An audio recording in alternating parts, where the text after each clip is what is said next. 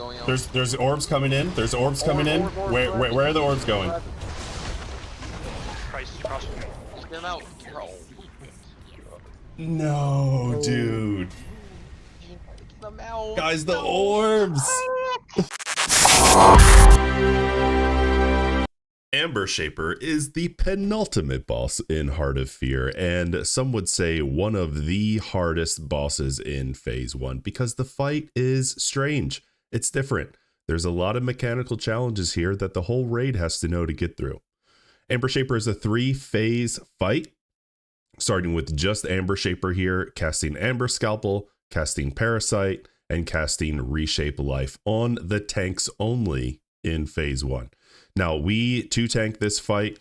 There are videos, there are guides suggesting to 3-tank this fight in 10-man, and those are perfectly acceptable as well. We actually tried to 3-tank this fight, and we realized we didn't have enough DPS on Phase 2. So, we are 2-tanking this fight with the Prot Paladin and myself as the Brewmaster.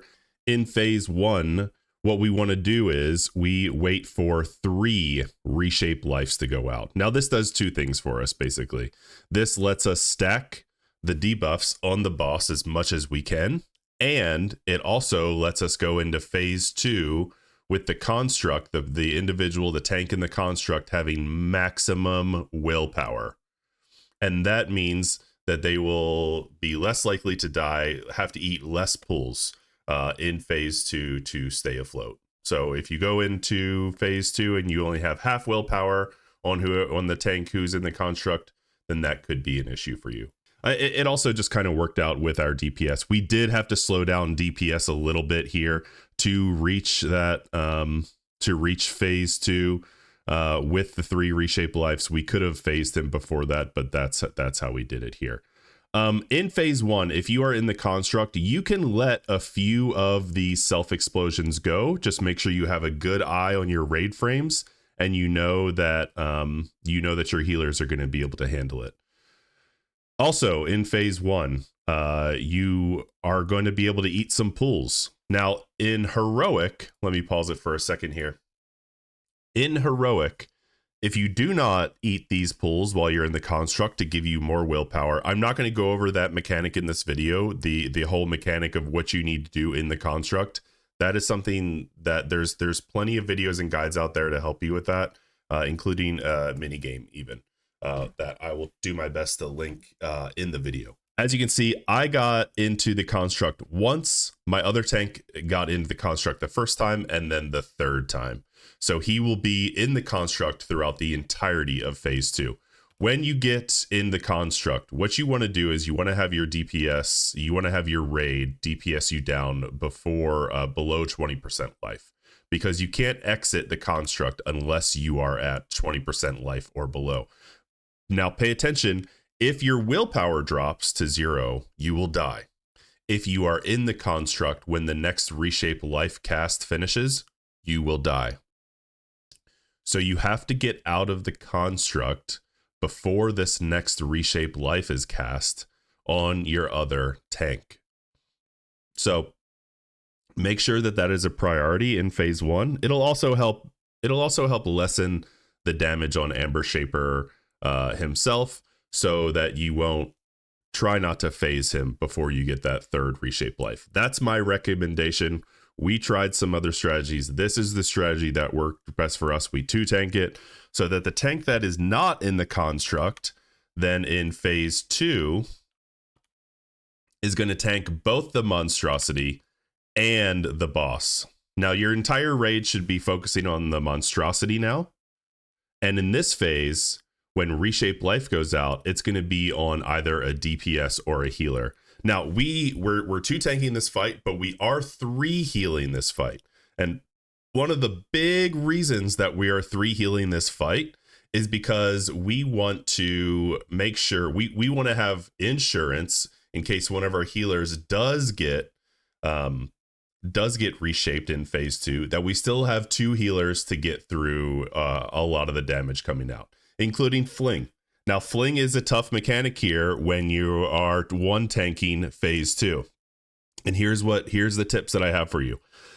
either have one of your plate DPS, we have both a warrior and a death knight, try to taunt the boss as soon as they can after Fling goes out, because Fling is a threat reset on the monstrosity. Amber Shaper Unsock will still follow you around. You'll maintain your threat on Amber Shaper, but the monstrosity will reset threat. So you need to make sure that someone else is taunting the boss here if you are one tanking phase 2, which we are, because our other tank is in the construct currently. And that, as you can see, is the paladin here, Mind Pally. He is in the construct, and his job in phase 2 is just to keep stacks up on the boss. He just keeps stacks up on the boss so that when we get to phase 3, it's a kill. Because when we get to phase 3, as you'll see, here are the stacks on the boss. There's currently 28. We will have enough stacks to blow through him. Even though he's at 67% health right now, he will drop very, very fast. Now, we also elect to Bloodlust in phase 2 because we consider this phase the hardest phase. So my suggestion is to one tank this fight. That way you have enough DPS to get your temporary construct down. You have enough DPS to get the ads down. Now here's how we do the temporary construct. As you can see with the boss stacks, there's not a ton of stacks on the boss. And that wasn't really a priority for us this time. We felt that was a little too much to coordinate. So we told people in the temporary construct, do not eat any puddles. Just wait until the monstrosity explosion comes out. As you can see right here on the ability timers, it's coming out in 17 seconds, and Reshape Life is coming out before that. So someone's going to be chosen, and then they should be ready to go to interrupt the monstrosity explosion. So you're only going to get a few monstrosity explosions throughout phase 2. One thing to note, if you are in a temporary construct, sometimes your self-explosion ability will come out at the same time as the monstrosity explosion. You have to press 2 to break that self-explosion before you can press 1. Because what happens is your temporary construct actually channels that ability, so you won't be able to interrupt the monstrosity explosion unless you hit 2 first. The monstrosity explosion is about a 2.5 second cast, so you have time to do that, but you have to be aware to either interrupt it in the very beginning and make sure that you're not channeling that self-explosion, or to make sure you break out of that self-explosion as soon as possible.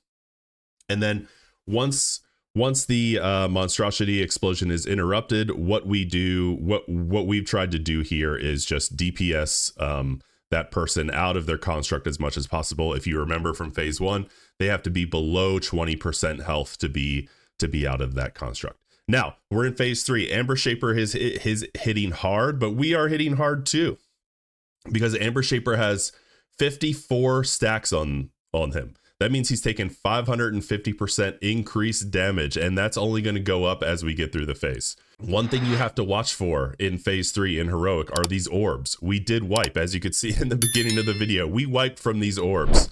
Now, you could try to have them meet each other if you want, or you can just try to kite them around the room. You can kite them around the room, and that will be fine. Especially if you have a bunch of stacks on the boss, that will be totally acceptable. But did you see how fast that phase 3 was? I mean, this guy just goes down super fast. Now, as the solo tank, your off tank is still going to be in the temporary construct. He's still going to be in the construct. He's going to be in that construct the whole time after phase 1. So he's just going to keep spamming 1 on the boss, and that's what everyone else in the constructs are going to be doing too. You just spam 1 on the boss. If you get reshaped in phase 3, you spam 1 on the boss. And then as the tank here, I was chosen by Amber Shaper from the beginning. Basically, we didn't care which tank got which role. We just wanted to get 3 reshaped lives. But we did kind of figure out a way where he would always get reshaped. I don't know if it's a GUID thing, which is dependent upon when the character is actually created or not. I think there's a lot of speculation out there about how it's chosen, but I don't know if anyone's actually discovered how the actual reason or the variables that are in play about Amber Shaper choosing. Basically, I'll just go over what worked for us, which was consistent, but I don't, and I will say that this character is older than my monk character, so I don't know if that's a factor as well. He would almost always get the first reshape life, so then therefore he would almost always get the third reshape life, and that was he started off tanking the boss in phase 1. I taunted to get on the threat table, and then he would taunt back, and then he would almost definitely get the first reshape life. So if you have a tank that's willing to do that, it's not an easy job to be in the permanent construct, but it's absolutely necessary. Like I said, in phase 2, if you are in the permanent construct, what you want to do is you just want to stack the debuffs on the boss. You just want to stack the debuffs on the boss. That's your job, because then when you get to phase 3, you have 50 some stacks, which is what we had, and then phase 3 is easy. Now, I suggested in the strategy that you do lust in phase 2, because phase 2, I would say, is the hardest strategy. And if you have a construct that is just stacking debuffs on the boss, then phase 3 will be easy for you, and you won't need lust to get through that. If you are the one solo tanking, make sure that you are using your guard and your cooldowns liberally, as much as you can. I would say rushing Jadewind is also a great choice here if you're a Brewmaster, because you're going to be able to cleave off of the ads, and you're going to be able to cleave off of the constructs, and you should be able to generate chi from that most of the time. So do your best to get through that. Fling is also a massive ability that I didn't go over, and the monstrosity seems to fling all the time. As you can see, I'm being flung right now. Fling targets a random raid member. Usually, if someone's out in range, it'll target them in range. So try to have your ranged people spread out when fling is being cast, so that you don't get flung into everyone in melee, because what happens is you will stun them, and then you will be flung. You will be stunned, and everyone else will be stunned, and then no one's going to be able to taunt the monstrosity, and the monstrosity may end up killing someone, because he's just attacking randomly. While you're being flung as well, my suggestion is to spam taunt. As you're flying through the air, I've noticed that there could be like a split second where you can taunt the boss. You can taunt the boss after you lose aggro, and before you land, so you will get threat again if you can do that. Just taunt as much as you can after you are flung. So those are the big abilities. We only had to get through about 3 or 4 of these monstrosity explosions, so that's really it, guys. That's how you prog. That's the role of the temporary construct in phase 2. Whoever's in the temporary construct, which is going to be either a DPS or a healer, their job is to interrupt monstrosity explosion and then get out. So that means your raid has to do DPS on them so they can get out, because we don't want them eating puddles. We want to make sure that our permanent construct, our other tank, can be in the suit the entire time to keep debuffs on the boss, which gives you this phase 3 where you're doing tons of damage to the boss. Not only me, but the entire raid is doing lots of damage to the boss here, and the boss's health drops significantly. So my suggestion is 2 tank, 3 heal, bloodlust in phase 2. Keep your other tank getting debuffs on Amber Shaper Unsak. Keep your temporary construct in phase 2 just there to interrupt the monstrosity explosions. As you can see, we didn't stack on the monstrosity.